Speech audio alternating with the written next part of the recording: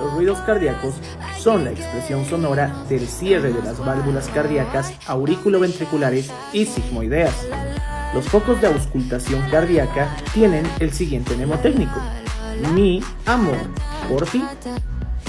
El foco mitral se lo ausculta en el vértice del corazón, en el quinto espacio intercostal izquierdo, en la línea medioclavicular.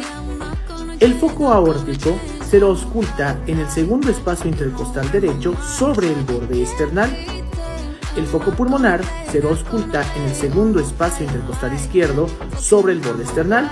Y por último, el foco tricuspídeo se lo puede auscultar en los quintos espacios intercostales de ambos lados, sobre los bordes esternales.